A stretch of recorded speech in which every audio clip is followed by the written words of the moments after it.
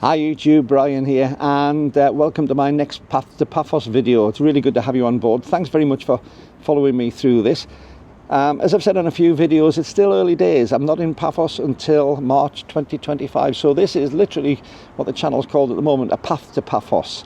But there's an awful lot of considerations I'm having to make as to what my thought patterns are, as to what my prospects are, as to the systems I'm having to get involved in, about all sorts of aspects of life, not just about immigration and work, but also about the whole thing.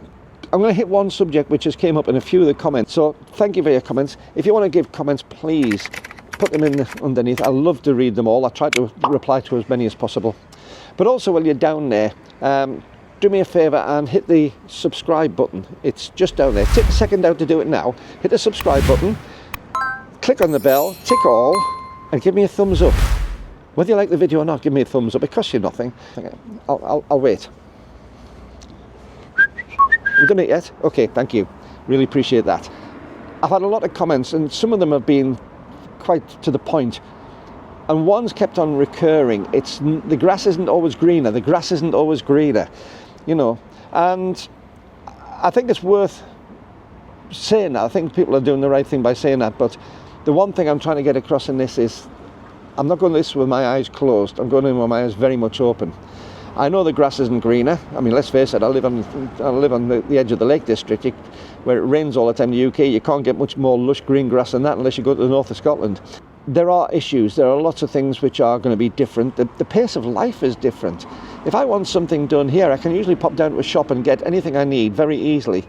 In Cyprus, there's an awful lot of that stuff has to be brought into the island, and that has a cost implication.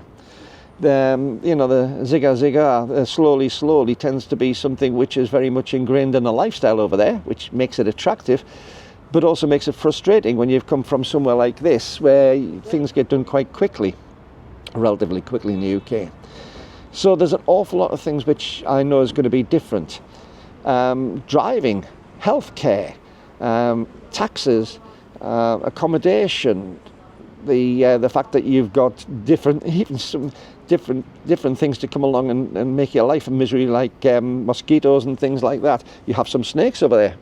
Having said that, we have midges here. Midges are like the little mosquitoes, but they're much more vicious. Got great big teeth, only 1 millimetre or so long, but they've got great big teeth and horrible things. Especially if you're in Scotland. If you're in Scotland, you'll know exactly what I mean by midges. But yes, we have some venomous snakes. We have an adder, the adder over here. But it's part of what life is, you know. This is the broad spectrum, and I'm aware of them. And I think the biggest thing that you need when you go into somewhere where the grass isn't greener is you need that understanding. You need that pre-knowledge to know what's there. Yes, the grass isn't greener. For one thing, with all that sunshine, it tends to be a little bit more baked and a little bit more straw-coloured. But at the same time, you've got to weigh the advantages up with the disadvantages.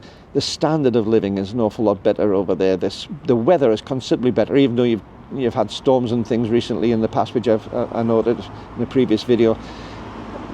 The Mediterranean lifestyle, the food is different. There's all sorts of different things. There will be days when we are bored to tears. There are days when we'll be very lonely over there, and I'm very acutely aware of the fact that we're going to have days where we are lonely, especially my wife, when she's over there not working.